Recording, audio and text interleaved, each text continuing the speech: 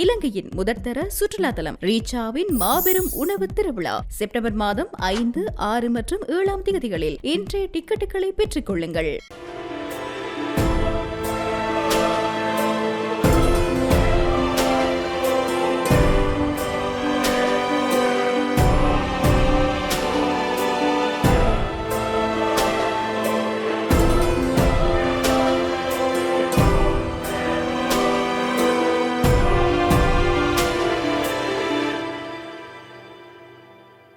வணக்கம். மீண்டும் மற்றொரு ராஜ்யம் நிகழ்ச்சியினூடாக சந்தித்திருக்கின்றோம். காசா நகரை கைப்பற்றும் திட்டத்தை அறிவித்திருக்கும் இஸ்ரேல் அங்குள்ள போர் வலயங்களிலிருந்து பலஸ்தீனர்களை தெற்கை நோக்கி வலுக்கட்டாயமாக வெளியேற்றுவதற்கு தயாராகி இருக்கின்றது. இதனை நிராகரித்திருக்கும் பலஸ்தீன போராட்ட அமைப்பான ஹமாஸ் இது புதிய இனப்படுகொலைகள் மற்றும் இடப்பெயர்வுகளுக்கு வழிவகுக்கும் என்று குறிப்பிட்டிருக்கின்றது. மறுபுறம் காசா போருக்கு எதிராக இஸ்ரேலின் பல இடங்களிலும் நேற்று ஆர்ப்பாட்டங்கள் இடம்பெற்றிருந்தன. போர் வலயங்களில் உள்ள காசா மக்களை தெற்குக்கும் இடம்பெயர செய்வதற்கு கூடாரங்கள் மற்றும் மற்ற தங்குமிட உபகரணங்கள் வழங்கப்படும் என்று இஸ்ரேல் ராணுவம் கடந்த சனிக்கிழமை அறிவித்திருந்தது. காசாவில் பிரதான நகராக உள்ள வடக்கு காசா நகரை கைப்பற்றும் திட்டத்தை அறிவித்த இஸ்ரேல் அண்மைய நாட்களாக அங்கு தாக்குதல்களை தீவிரப்படுத்தி இருக்குது. இங்கு 1 மில்லியனுக்கும் அதிகமான மக்கள் தற்போது வசிப்பதோடு இந்த திட்டத்திற்கு சர்வதேச அளவில் கடும் கண்டனங்கள் வெளியாகி வருகின்றன. எனினும் இந்த தாக்குதலை ஆரம்பிப்பதற்கு முன்னர் போர் வலயமாக குறிப்பிட்டிருக்கும் காசா நகரில் இருந்து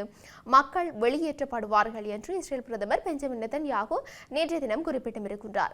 தற்காலிக தங்குமிட உபகரணங்கள் தெற்கு காசாவில் உள்ள கரம் ஷாலோன் எல்லை கடவையூடாக ஐக்கிய நாடுகள் மற்றும் சர்வதேச உதவி அமைப்புகள் மூலம் வழங்கப்படும் என்று இஸ்ரேல் கூறியிருந்தது. எனினும் இஸ்ரேலின் திட்டம் குறித்து கவலையை வெளியிட்ட ஐக்கிய நாடுகளின் மனிதாபிமான விவகாரங்களுக்கான அலுவலகம் இந்த திட்டம் வேதனைகளை மாத்திரம் அதிகரிக்கும் என்று கூறியும் இருக்கின்றது. எனினும் தற்காலிக முகாம்கள் அவசியம் என்று இஸ்ரேல் ஏற்றிருப்பது வரவேற்கத்தக்கது என்று அந்த ஐநா அமைப்பு தெரிவித்தும் இருக்கின்றது. காசா நகரை கைப்பற்றும் திட்டம் முன்னெடுக்கப்பட்டால் ஏற்கனவே பயங்கரமான மனிதாபிமான நிலைமைகளை சந்தித்து வரும் ஆயிரக்கணக்கான குடும்பங்கள் அதன் உச்சகட்டத்தை எட்டக்கூடும் என்று ஐக்கிய நாடுகள் சபை கடந்த வியாழக்கிழமை எச்சரித்திருந்தது. இஸ்ரேல் கூறும் தெற்கு காசா உட்பட காசாவின் எந்த இடமும் பாதுகாப்பானதாக இல்லை என்று ஐக்கிய நாடுகள் சபை மற்றும் பலஸ்தீனர்கள் கூறி வருகின்றார்கள். இந்த நிலையில ஹமாஸ் அமைப்பு நேற்று வெளியிட்ட அறிவிப்பில் தற்காலிக முகாம்களை வழங்குவதாக இஸ்ரேல் வெளியிட்டிருக்கும் அறிவிப்பு ஆக்கிரமிப்பு படை தயாராகி வரும் கொடிய குற்றங்களை மறைப்பதற்கான ஏமாற்று வேலை என்று தெரிவித்திருக்கின்றது. காசா நகர் ஹமாஸ் அமைப்பின் கோட்டை என்று கருதப்படுகின்றது. பட்டினி, படுகொலைகள் மற்றும் வெளியேற்றங்களுக்கு மத்தியில மக்களை தப்பியோட கட்டாயப்படுத்துவது மனித குலத்திற்கு எதிரான தொடர்ச்சியான குற்றமாகும். காசாவில் குற்றவியல் நடத்தை, ஆக்கிரமிக்கப்பட்ட மேற்கு கரையில் ஆக்கிரமிப்பால் செய்யப்படும் அன்றாட குற்றங்களிலிருந்து பிரிக்க முடியாது என்று ஹமாஸ் அமைப்பு மேலும் குறிப்பிட்டிருக்கின்றது. இஸ்ரேலிய படை கடந்த ஒரு வாரத்தில் காசா நகரின் புறநகரங்களில் உக்கிர தாக்குதல்களை நடத்தி வருது. குறிப்பாக செய்தூன் பகுதிகளில் இஸ்ரேலிய விமானங்கள் மற்றும் டேங்கிகள் கடுமையாக தாக்கி வருவதாக அங்கிருக்கும் குடியிருப்பாளர்கள் தெரிவித்து இருக்கின்றார்கள். கிழக்கு காசாவின் செய்தோன் சுற்றுப்புறத்தின் அஸ்கவ்லா பகுதியில் குழு ஒன்றை இலக்கு வைத்து இஸ்ரேல் ஆளில்லா விமானம் நடத்திய தாக்குதலில் 2 கொல்லப்பட்டு மேலும் பலர் காயமடைந்திருப்பதாக பலஸ்தீன செய்தி நிறுவனம் குறிப்பிட்டிருக்கிறது. காசா நகரில் கிழக்கில் அல் அலமி பள்ளிவாசலுக்கு அருகே வீடு ஒன்றை இலக்கு வைத்து நடத்தப்பட்ட தாக்குதலில் மேலும் 1 கொல்லப்பட்டு 3 படுகாயமடைந்தும் இருக்கின்றார்கள். இந்த நிலையில கடந்த 24 மணி நேரத்தில் இஸ்ரேலின் தாக்குதல்களில் மேலும் 47 பலஸ்தீனர்கள் கொல்லப்பட்டிருக்கிறதோடு அவர்களில் உதவி நாடிய 14 பேரும் அடங்குவதாக காசா சுகாதார அமைச்சு நேற்று வெளியிட்ட அறிவிப்பில் குறிப்பிட்டிருக்கிறது.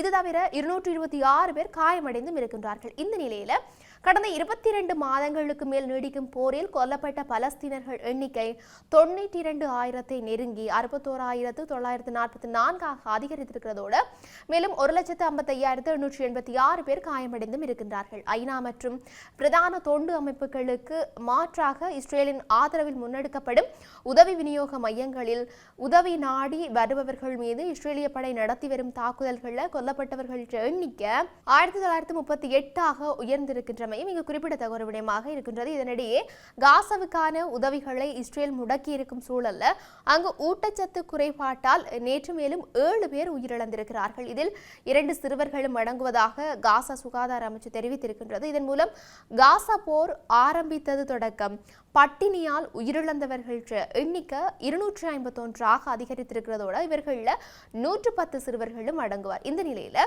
காசா போரை நிறுத்தி பணிய கைதிகளை விடுவிப்பதற்கான உடன்பாட்டை எட்டக்கோரி இஸ்ரேலில் இடம்பெற்ற ஆர்ப்பாட்டங்களில் ஆயிரக்கணக்கானவர்கள் பங்கேற்றும் இருந்தார்கள்.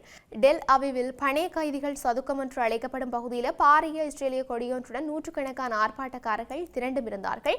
டெல் அவிவ் மற்றும் ஜெருசலேத்தை இணைக்கும் பிரதான பாதை உட்பட பல வீதிகளையும் ஆர்ப்பாட்டக்காரர்கள் முடக்கியிருந்தார்கள். இதன்போது அவர்கள் டயர்களையும் தீ வைத்திருக்கின்றார்கள். பொது ஒழுங்குக்கு இடையூறு செய்ததாக 30க்கும் அதிகமான ஆர்ப்பாட்டக்காரர்களை கைது செய்ததாக இஸ்ரேல் போலீசார் தெரிவித்து வருகின்றார்கள். போரை முடிவுக்கு கொண்டு வருவதற்கும் பணிய கைதிகளை விடுவிப்பதற்கும் நேரம் வந்திருப்பதாக நான் நினைக்கின்றேன். இஸ்ரேல் ஸ்திரமான மத்திய கிழக்கை நோக்கி நகர்வதற்கு உதவ வேண்டும் என்று ஜெருசலத்தில் நடந்த பேரணியில் பங்கேற்ற 54 வயது வில்பான் குறிப்பிட்டும் இருந்தார். தொடர்ச்சியாக உக்ரைனின் பாதுகாப்புக்கு உத்தரவாதம் அளிக்க தயார் என்று உக்ரைனுக்கான அமெரிக்க தூதுவர் அந்த நாட்டு ஜனாதிபதி வோலோடிமிர் ஜெலன்ஸ்கியிடம் தெரிவித்திருக்கிறார். இந்த நிலையில இது ஒரு வரலாற்று முடிவு என்று ஜெலன்ஸ்கி கூறியும் இருக்கின்றார். உக்ரைன் ஜனாதிபதி வோலோடிமிர் ஜெலன்ஸ்கி அமெரிக்க ஜனாதிபதி டொனால்ட் ட்ரம்பை சந்திக்க இருக்கின்றார். குறித்த சந்திப்பு நேட்டோ மற்றும் ஐரோப்பிய ஒன்றிய தலைவர்கள் இணைவார்கள் என்று அறிவிக்கப்பட்டிருக்கின்றது. இவ்வாறு இருக்க பாதுகாப்பு உத்தரவாதங்கள் உண்மையில் மிகவும் நடைமுறைக்குரியதாக இருக்க வேண்டும் என்று சுட்டிக்காட்டியும் இருக்கின்றார். உக்ரைனுக்கு நிலம், வான்வெளி மற்றும் கடல் வழியாக பாதுகாப்பு ஐரோப்பாவின் பங்கேற்புடன் உருவாக்கப்பட வேண்டும் என்றும் அவர் வலியுறுத்தியிருக்கின்றார். மேலும் உக்ரைன், அமெரிக்கா மற்றும் ரஷ்யா ஆகிய நாடுகளின் முத்தரப்பு பேச்சுவார்த்தைகளின் மூலம் முக்கிய பிரச்சனைகள் தீர்க்கப்பட வேண்டும் என்றும் அவர் குறிப்பிட்டிருக்கின்றார். இவ்வேறு புறமிருக்க பிரித்தானியாவின் சிறப்பு படைகள் மற்றும் உளவாளிகள் தொடர்பில் கசிந்த தரவுகளை பயன்படுத்தி தாலிபான்களுடன் இணைந்து பிரித்தானிய உளவாளிகளை ஈரான் வேட்டையாட தொடங்கியிருக்கின்றது. ஈரானின் புரட்சிகர படையின் அதிகாரிகள் குழு கடந்த வாரம் காபூலுக்கு சென்று ஆப்கானிஸ்தான் நிர்வாகத்திடம் அந்த தரவுகளை பார்வையிட வாய்ப்பு கோரியிருந்தது. ஏற்கனவே இந்த மாத தொடக்கத்தில் ஈரான் இந்த விவகாரம் தொடர்பில் தீவிர நடவடிக்கையில் இறங்கியுள்ளதாக தகவல்கள் வெளியாகியிருக்குது. அத்தோடு கசிந்த அந்த தரவுகளை பயன்படுத்தி பிரித்தானியாவின் உளவாளிகளை வேட்டையாடவும் ஈரான் முடிவுக்கு வந்திருக்கின்றது. வெளியான தகவலின் அடிப்படையில் ஈரான் அரசாங்கத்தின் ஒப்புதலின்றி புரட்சிகர படையின் அதிகாரிகள் 4 பேர் ஆப்கானிஸ்தான் பயணப்பட்டிருக்கின்றார்கள். பிரித்தானிய உளவாளிகளை பிடித்து நாட்டின் சர்ச்சைக்குரிய அணுசக்தி திட்டம் தொடர்பாக மேற்கு நாடுகளுடனான பேச்சுவார்த்தைகளில் அவர்களை பேரம் பேசும் பொருளாக பயன்படுத்தவும் திட்டமிடப்பட்டிருக்குது. இதற்கு ஈடாக தாலிபான்கள் ஆப்கானிஸ்தானின் உத்தியோகபூர்வ ஆட்சியாளர்களாக ஈரானால் முறையாக அங்கீகரிக்கப்படவும் கோரிக்கை வைக்கப்பட்டிருந்தது. தாலிபான்களால் ஒப்படைக்கப்பட்டுள்ள அந்த கொலை பட்டியல் பிரித்தானிய உளவாளிகளை பிடிக்க பயன்படுத்தப்படும் என்று தற்போது ஈரானிய மூத்த அதிகாரி ஒருவர் தெரிவித்தும் இருக்கின்றார். ஈரானின் புரட்சிகர படையும் மிக கொடூரமான தாலிபான்களும் இணைந்து பிரித்தானிய உளவாளிகளை வேட்டையாட தொடங்கி இருக்கிறதாக கசிந்துள்ள தகவல் தற்போது அரசாங்க வட்டாரத்தில் பெரும் கவலையை ஏற்படுத்தியும் இருக்கின்றது. அது மட்டுமன்றி ஆப்கான் மற்றும் பிரித்தானிய அதிகாரிகளின் அதிமுக்கியத்துவம் வாய்ந்த தரவுகள் தற்போது 1,00,000 பேர்களை மரண அபாயத்தில் ஆழ்த்தியுள்ளது என்ற கலங்கடிக்கும் தகவல் கசிந்தும் இருக்கின்றது. 2023 இந்த ரகசிய தரவுகள் கசிந்த நிலையில அரசாங்கம் அதை மூடி மறைக்க ஒரு கடுமையான நீதிமன்ற உத்தரவை பெற்றது. மேலும் வெளிப்படையான நீதிக்காக ரகசிய நீதிமன்றங்களில் 23 மாத போராட்டத்தையும் தூண்டியது. இந்த நிலையில கடந்த மாதம் மொத்த போராட்டங்களையும் கைவிட்ட பிரித்தானிய அரசாங்கம் 7 பில்லியன் பவுண்டுகள் தொகையில ஒரு ரகசிய திட்டத்திற்கும் ஒப்புதல் அளித்தது. அத்துடன் பிரித்தானிய படைகளுக்காக உழைத்த ஆயிரக்கணக்கான ஆப்கான் நாட்டவர்களையும் மீட்க ஒப்புதல் அளிக்கப்பட்டது. தற்போது ஈரான் வசம் சிக்கியுள்ள அந்த கொலைப்பட்டியல்ல 25,000க்கும் மேற்பட்ட ஆப்கானியர்களின் பெயர்கள் இடம்பெற்றிருக்கின்றது. மேலும் உளவாளிகள் உட்பட பிரித்தானிய அதிகாரிகள், சிறப்பு படை மற்றும் மூத்த ராணுவ அதிகாரிகள் மட்டுமன்றி நாடாளுமன்ற உறுப்பினர்கள் உட்பட 100க்கும் மேற்பட்டவர்கள் பெயர்களும் அதில் இடம்பெற்றிருக்குது. இந்த தரவுகள் அனைத்தும் எதிரிகளுக்கு பொக்கிஷமாக இருக்கலாம் என்றே கூறப்படுகின்றது.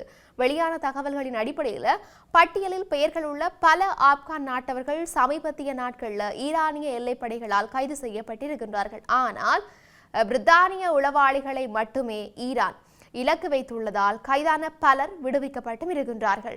அது மட்டுமல்லாது உக்ரைனுக்கு நேட்டோ பாணியிலான பாதுகாப்பிற்கு ரஷ்ய ஜனாதிபதி புடின் ஒப்புக்கொண்டிருப்பதாக அமெரிக்கா தெரிவித்திருக்கின்றது. அமெரிக்க ஜனாதிபதி ட்ரம்ப் மற்றும் ரஷ்ய ஜனாதிபதி புடின் இடையே அலாஸ்காவில் நடைபெற்ற அமைதி பேச்சுவார்த்தையில் உக்ரைனுக்கும் அதன் நட்பு நாடுகள் நேட்டோ பாணியிலான பாதுகாப்பை வழங்கும் வழிமுறைக்கு ரஷ்ய ஜனாதிபதி புடின் ஒப்புக்கொண்டிருப்பதாக அமெரிக்க சிறப்பு தூதர் தெரிவித்திருக்கின்றார். இவர் செய்தி நிறுவனத்திற்கு அளித்த பேட்டியில் நேட்டோவில் இணைய விரும்பும் உக்ரைனின் முக்கியமான காரணங்களில் ஒன்றான கட்டுரை 5 பாணியிலான பாதுகாப்பை அமெரிக்கா மற்றும் அதன் நட்பு நாடுகள் உக்ரைனுக்கு வழங்கும் சலுகையை ரஷ்ய ஜனாதிபதி புடினிடமிருந்து பேச்சுவார்த்தையில் பெற்றிருப்பதாக தெரிவித்திருக்கின்றார். அத்துடன் இத்தகைய முன்மொழிவை புடின் ஒப்புக்கொண்டது இதுதான் முதல் முறை என்றும் ஸ்டீவ் விட்காப் குறிப்பிட்டிருக்கின்றார். இவை பேச்சுவார்த்தையின் முக்கிய மைல்கல்லாக பார்க்கப்படுகின்றது. ஏனென்றால் இந்த கட்டுரை 5 விதிப்படி உறுப்பு நாடுகள் மீது ஏதேனும் ஆயுத தாக்குதல் நடந்தால் அவை தங்கள் மீது நடத்தப்பட்ட தாக்குதலாக கருதி உறுப்பு நாடுகளும் எதிர் தாக்குதலில் ஈடுபடும். இந்த விதியை கடைசியாக அமெரிக்கா 2021ஆம் ஆண்டு செப்டம்பர் 11ஆம் தேதி ஒரே ஒரு முறை மட்டுமே பயன்படுத்தி இருக்கின்றது. அமெரிக்காவின் இந்த அறிவிப்பு தொடர்பாக எக்ஸ் தளத்தில் கருத்து பதிவிட்டுள்ள உக்ரைனிய ஜனாதிபதி ஜெலன்ஸ்கி உக்ரைன் பாதுகாப்பு விவகாரங்கள் தொடர்பான உத்தரவாதங்கள்ல அமெரிக்கா வலுவாக நிற்பது வரலாற்று சிறப்புமிக்க முடிவு என்று தெரிவித்திருக்கின்றார். மேலும் இது கடல், நிலம் மற்றும் வான் பகுதி பாதுகாப்பை உள்ளடக்கியதாக இருக்க வேண்டும். அத்துடன் ஐரோப்பிய நாடுகளின் பங்களிப்புடன் இருக்க வேண்டும் என்றும் ஜெலன்ஸ்கி தெரிவித்திருக்கின்றார். ஐரோப்பிய ஆணைய தலைவர் உர்சுலா வான் டெர் லேயனை ஜெலன்ஸ்கி சந்தித்து பேச்சுவார்த்தை நடத்திய போது அமெரிக்க தூதர் இந்த கருத்தை தெரிவித்தும் இருக்கின்றார். இப்படி இருக்க உலகளவிய ரீதியில் இன்னும் என்னெல்லாம் நடக்க போன்றது என்று நாங்களும் பொறுத்திருந்து பார்க்கலாம். மீண்டும் மற்றொரு பதிவினூடாக சந்திக்கலாம். வணக்கம்.